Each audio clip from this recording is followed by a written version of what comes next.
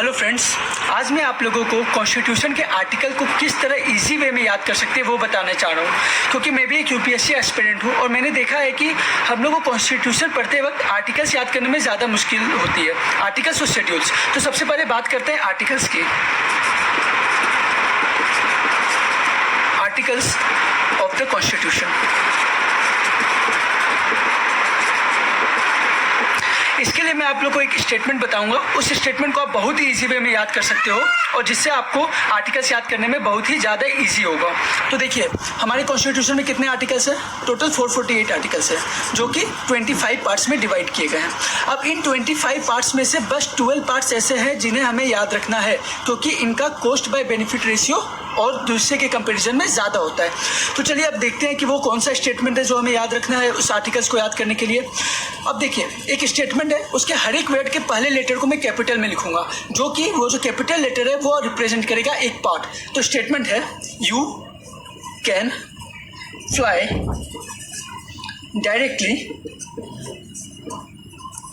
From United States using para military special rockets. तो देखिए, इसमें कैपिटल लेटर्स क्या है? U C F D F U S U P M S N R. ये represent करता है आपका 12 पार्ट्स जो कि हमें याद रखने हैं। तो देखिए कितना ईजी है याद करना कि you can fly directly from United states using paramilitary special rockets. ये आप एक बार पढ़ोगे आपको याद हो जाएगा। तो चलिए देखते हैं कि अब ये कौन से आर्टिकल को रिप्रेजेंट करता है और क्या नंबर है इसका। तो देखिए, सबसे पहले जितने भी कैपिटल लेटर्स हैं हर एक वर्ड के, उनको हम लिखते हैं। तो सबसे पहले U, then C, then F, then D, then F, then U, then S, then U, P, M, S and R. ठीक है, चलिए अब इसको हम लोग नंबरिंग करते हैं। सीरियल नंबर 1 2 3 आप लोग जानते हैं, बस उसी अकॉर्डिंग इसको नंबरिंग करते हैं। इसको अपन देते हैं 1 2 3 4। उसके बाद 5 नहीं देके इसको हम लोग देते हैं 4A। फिर ये 5, ये 6, 7 अपने कॉन्स्टिट्यूशन से हटा दिया गया है।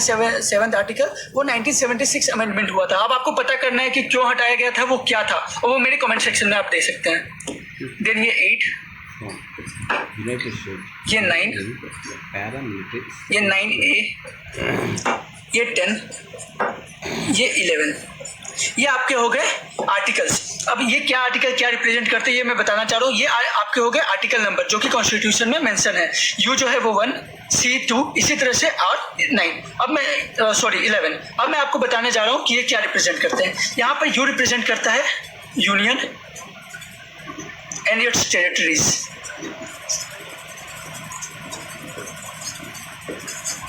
सी रिप्रेजेंट करता है सिटीजनशिप। एफ रिप्रेजेंट करता है फंडामेंटल राइट्स। ये रिप्रेजेंट करता है directive policy, principle of state policy. F represent करता है फंडामेंटल ड्यूटीज। यू रिप्रेजेंट करता है यूनियन। एस रिप्रेजेंट करता है स्टेट्स। यहां पर यू रिप्रेजेंट करता है यूनियन टेरिटरीज।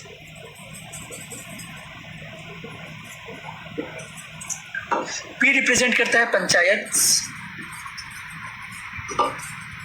एम रिप्रेजेंट करता है म्यूनिसिपैलिटी।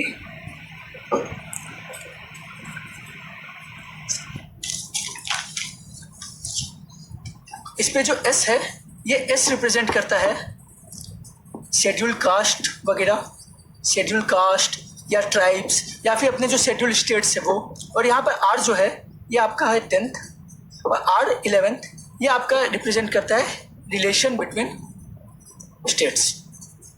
तो देखिए ये कितना इजी हो गया आपका याद करना कि आपको एक स्टेटमेंट याद करना है, उसका पहला लेटर कैपिटल लिख दीजिए, फिर उसको एक लाइन में अरेंज कर दीजिए और फिर नंबरिंग कर दीजिए, और उसके बाद जितने भी पहले लेटर है उनसे आप ये डिराइव कर सकते हो।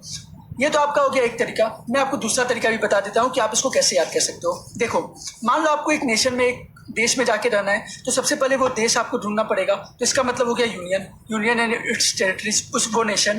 फिर आपको वहाँ की सिटीजनशिप चाहिए रहने के लिए। फिर आपको गवर्नमेंट कुछ फंडामेंटल राइट देगी ताकि आप एक्सप्लॉइट ना हो पाए।